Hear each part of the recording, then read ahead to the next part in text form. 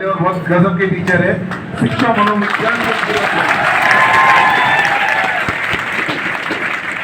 और हमारे बड़े लाडले बड़े अजीज हैं, मिशन के एक स्तंभ है कि वो आपको संबोधित करें और अपनी बात को इस प्रकार से कहें कि आप लोग आज से ही अपने कार्य में करना कैसे लगे। डॉक्टर दिल सिंह रहे। आवाज आ रही है? चलो ठीक है, ज्यादा समय नहीं लूंगा। नहीं, बहुत समय लो, समय है इनके पास, क्या दिक्कत?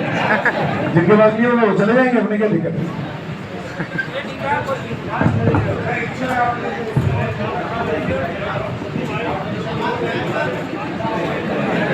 धन्यवाद सर। क्या होता है कि जब टाइम हो जाता है ना, कंडीशनिंग रहती है कि मुझे शाम को 5 बजे निकलना है और उसके बाद थोड़ा सा मुश्किल हो जाता है बैठना। खैर, ये तो आपकी इच्छा पे डिपेंड करेगा। मैं कभी भी नहीं कहता, आप लोग मुझे फॉलो करते होंगे यूट्यूब पे, जानते होंगे ना, तो मैं कभी ये कहता हूँ कि इस इंस्टीट्यूट से जुड़िए, इस कोचिंग से कोर्स लीजिए, और ना मैं ये कहता हूँ कि दिल सिंह दाभाई से पढ़िए। ठीक है, मैं हमेशा इस चीज में मानता हूँ कि ये निर्णय, ये विवेक हमारा हमेशा खुद का होना चाहिए। कुछ चीजें जो मैं आपको बताऊंगा जिंदगी में सफल बनने के लिए, उन चीजों को फॉलो करना बहुत जरूरी है। कहीं भी पढ़े, कैसे भी पढ़े, किस परिस्थिति में पढ़े, लेकिन हमेशा 3 सेंटेंस याद रखिएगा। सर्वदा सर्वत्र सर्वस्तेषु। सर्वदा हमेशा पढ़ना है, हर जगह पढ़ना है, और सर्वस्तेषु हर परिस्थिति में पढ़ना है। हालात हमारे सामने खराब होते हैं, बाधाएं हमारी जिंदगी में आती हैं, परिस्थितियां हमारी सबकी बहुत खराब होती हैं, लेकिन जज्बा, जुनून बहुत गजब का होना चाहिए। याद रखना, मैं जब क्लास में जाता हूं, एक प्रश्न हमेशा पूछता हूं बच्चों से कि आप कितने लोग वास्तव में आपने सिलेक्शन चाहते हैं? हाथ ऊंचा करना। सिलेक्शन कितने लोग चाहते हैं? नीचे कर रहे। कितने लोग वास्तव में चाहते हैं? हाथ ऊंचा करना, नीचे कर रहे। फर्क है, फर्क है। जब मैंने बोला कि कितने लोगों को चाहिए, आपका हाथ ऊंचा हुआ, लेकिन जब मैंने कहा कि वास्तव में कितना चाहिए, उस समय आप सोचने लगे वास्तव में कितनों को चाहिए। बस यही फर्क है। भीड़ से अलग होना है। पहली चीज अपने दिमाग में बहुत क्लियरिटी रखिएगा। मुझे जब मैं घर से निकल पड़ा और मुझे तैयारी करनी है, सेकंड ईयर टीचर बनना है, स्कूल लेक्चर बनना है, जो भी बनना है, डेफिनेटली बनूंगा, 100% बनूंगा। और जब चल आया घर से, तो याद रखना, मैं सफल होकर लौट के जाऊंगा। ये एटीट्यूड ना केवल आपके विचार में दिखना चाहिए, ये एटीट्यूड आपके बैठने में दिखना चाहिए, ये एटीट्यूड आपके चलने में दिखना चाहिए, और जिस रूम पे, जिस टेबल पे, जिस चेयर पे बैठे हो, उस चेयर को लगना चाहिए कि कोई वास्तव में बैठा है, कोई वास्तव में पढ़ रहा है। मतलब रूम का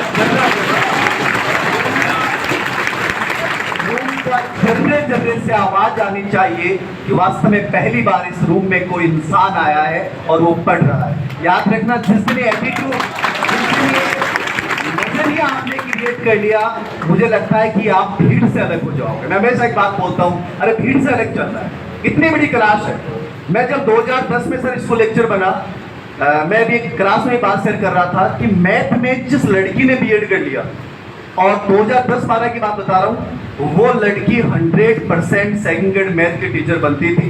हमारी स्कूल में वो मैडम उस भर्ती में निकल के आए, और जब उन्होंने पढ़ाया, बच्चों ने ऑब्जेक्शन किया, हम बोर्ड पे जाके हमने देखा इतनी मिस्टेक थी। मैं लेकिन जब आज सुबह की क्लास आपकी देखने आया, आज की क्लास देखने आया, मुझे विश्वास नहीं हो रहा कि 2010 के बाद का परिदृश्य इतना बदल गया। आज इतनी बड़ी संख्या यदि मैथ विषय में आपकी है, तो याद रखना, मैं तो सोच रहा था कि मैथ में कंपटीशन बहुत कम होता है, लेकिन आप लोगों की संख्या, ये मात्र मैंने 2 बैच देखे हैं, ये प्रतिबिंबित कर रहा है कि मैथ जैसे विषय में सेकंड ग्रेड टीचर बनना आसान नहीं है। आसान नहीं है, लेकिन मुश्किल है क्या? मुश्किल भी नहीं है। ये नजरिया है हमारा, ये हमारा नजरिया है। हर बच्चा जब जयपुर आता है, राजस्थान में किसी कोने में भी जाता है, आप उससे पूछते हो क्या कर रहे हो, बच्चा कहता है कि साहब मैं तैयारी कर रहा हूँ। किसी से भी पूछिए क्या कर रहे हो, तैयारी कर रहा हूँ। मैं आपसे पूछता हूँ कि आप तैयारी कर रहे हैं, ऐसा नो? तैयारी कर रहे हैं या और कुछ कर रहे हैं? सिर्फ तैयारी कर रहे हैं। सिर्फ तैयारी भीड़ करती है, याद रखना। क्या करती है? भीड़ करती है। मैं एक शब्द हमेशा बोलता हूं, जिंदगी में जब चल पड़े, निकल पड़े, मैं घर से निकला, अपने मम्मी पापा के सपनों को लेकर निकला, तो मैं तैयारी नहीं करूंगा साहब, मैं साधना करूंगा। क्या करूंगा मैं? साधना। साधना और तैयारी में बहुत फर्क होता है, याद रखना। तैयारी कौरवों में भी की थी, तैयारी सभी ने की थी, गुरु एक था, लेकिन साधना एक बच्चे ने की थी, आपको याद हो महाभारत में। और वो साधना किसने की थी? आपके दिमाग में आ रहा होगा सर अर्जुन ने की थी। अर्जुन ने नहीं की, एकलव्य ने की थी। एकलव्य कौन था? जिसके पास सामाजिक स्थितियां अच्छी नहीं थी, जिसके साथ पारिवारिक स्थितियां अच्छी नहीं थी, जिसके गुरु ने उसे मना कर दिया कि मैं तुम्हें नहीं पढ़ा सकता। ना आर्थिक परिस्थितियां अच्छी थी, ना समाज साथ था, कोई साथ नहीं था। लेकिन उस बच्चे के साथ कौन था? उसकी साधना। मुझे करना है, मेरे लिए करना है, कोई साथ दे या न दे मैं करूंगा। उस बच्चे ने बिना मार्गदर्शन के वो करके दिखाया कि अर्जुन एकलव्य के सामने कुछ नहीं था। याद रखना, ये किससे बना? एकलव्य साधना से बना। जिस दिन साधना और तैयारी का अंतर समझ जाओगे, जिस दिन स्मार्ट वर्क और हार्ड वर्क का अंतर समझ जाओगे, जिस दिन ये समझ जाओगे कि मुझे सिलेक्शन चाहिए और मुझे सिलेक्शन वास्तव में चाहिए, याद रखना तुम भीड़ से बहुत डिफरेंट बन जाओगे। विषय कोई भी हो, पढ़ाने वाला कोई भी हो, इंस्टीट्यूट कोई भी हो, सबसे पहली ताकत अपने अंदर पैदा करनी है। मुझे बनना है और मैं डेफिनेटली बनूंगा। एक अच्छा इंस्टीट्यूट, एक अच्छा टीचर, एक अच्छा मार्गदर्शक आपको 3 साल के समय को कम करके 1 साल में सफलता दिला सकता है। फर्क इतना ही है, माथुर सर के पास आप पढ़ रहे हैं, इनका मार्गदर्शन आपको ये बता सकता है कैसे पढ़ना है, क्या पढ़ना है, स्मार्ट वर्क क्या है, बेहतरीन क्या है। लेकिन याद रखना, इसके लिए पहली सजगता किसकी है? आपकी है। सर ने कहा कि हमारे पास पढ़ना चाहिए, ठीक है, मैं आपको यही कहूंगा, मैं नहीं कहूंगा कि सर के पास आपको पढ़ना चाहिए, मैं आपको पहले यही कहूंगा, आपको जो बेटर लगता है आप सर्च कीजिए कि सबसे बेस्ट कौन है और बेस्ट का विकल्प चुनाव कीजिए और उसको देखिए उसका बैकग्राउंड क्या। मैं बार बार कहता हूँ सर, आप भी कर रहे थे, अधिकतर टीचर्स ये जिन्होंने रीट का एग्जाम तक नहीं दिया, ठीक है, जिन्होंने रीट में खुद असफल हुए हैं, आज वो लोग मार्गदर्शक बने बैठे हैं। क्या हमारे साथ वो जस्टिस कर पाएंगे? क्या कर पाएंगे? क्या? याद रखना, ख्वाहिशें छोड़नी पड़ती है कुछ अलग करने के लिए। श्री राम को सब कुछ छोड़ना पड़ा था श्री राम बनने के लिए। सब राम थे, राम के आगे सीढ़ी पर लगा था तो 14 साल का वनवास किया था। सब चीजों को छोड़ दिया, राजपाट को छोड़ दिया, सुख सुविधा को छोड़ दिया।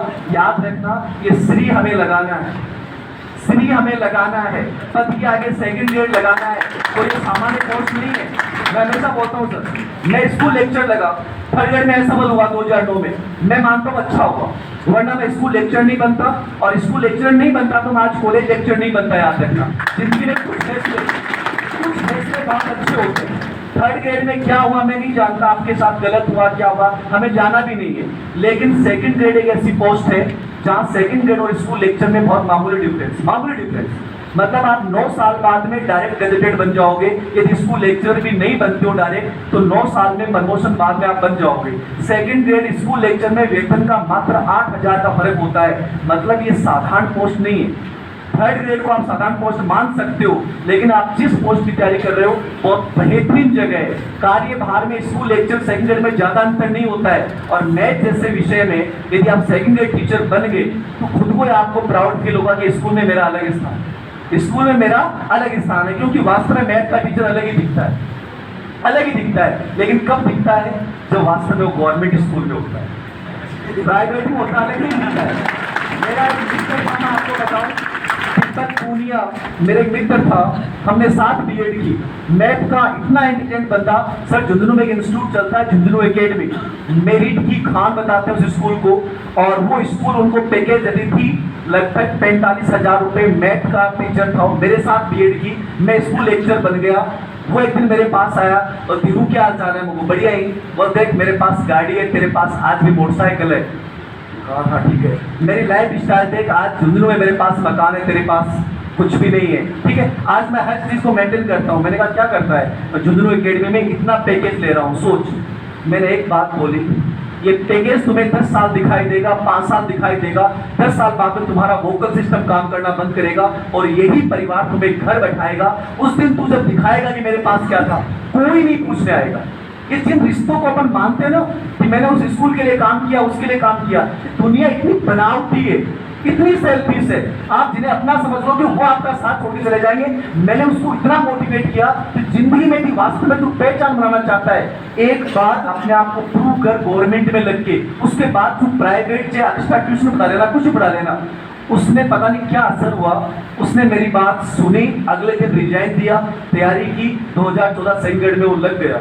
आज जब भी हमें बैठता वो कहता यार उस दिन वो जो बात थी वो आज बड़ी अच्छी लग रही है। मेरे कई साथ के मैथ के टीचर थे, आज एकेडमी वालों ने उन्हें घर से निकाल दिया, आज वो पैकेज भी नहीं मिल रहा है। याद रखना बहुत बेहतरीन पोस्ट है, लेकिन ये समय बहुत सीमित है और इस समय का आपको उपयोग करना है, एक अच्छे इंस्टीट्यूट का चुनाव करना है। मैं नहीं कहूँगा मिशन को ज्वाइन करो, क्योंकि मैंने सर कभी बोला ही नहीं है किसी इंस्टीट्यूट के लिए। मैं यही कहूँगा एक बेहतरीन का चुनाव करें। सर ने कहा है कि इनके जो फैकल्टीज हैं, जिसमें मैं भी एक शामिल हूँ, ठीक है, क्लास लेके देखें, आपको जो बेस्ट लगता है, जहाँ आपको बेटर मिलता है, हमेशा बेटर के साथ जाओ। कभी ना धीर सर की सुनो ना सर की सुनो। मैं कहता हूं जहां आपको बेहतरीन मिले उसकी सुनिए, स्मार्ट स्टडी कीजिए। आरबीसी बोर्ड अलग संस्था थी, आरबीसी अलग संस्था, याद रखना।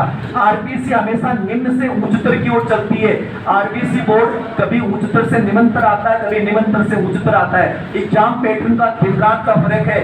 यदि सिलेक्शन लेना है, एग्जाम पैटर्न को फॉलो कीजिएगा। किस संस्था की मैं एग्जाम की तैयारी कर रहा हूं, इस बात को फॉलो कीजिएगा। और उस विषय में जीके का पेपर सबसे बड़ा रोल अदा करता है मैथ और साइंस वाले बच्चों के लिए, क्योंकि आपका सब्जेक्ट लगभग ठीक होता है, लेकिन जीके में जो अच्छा नंबर ले जाएगा वो याद रखना सिलेक्शन की दौड़ में शामिल हो जाएगा। तो आप सभी को अग्रिम शुभकामनाएं दूंगा मैं, कहीं भी पढ़े लेकिन मन लगा के पढ़िएगा। Thank you very much.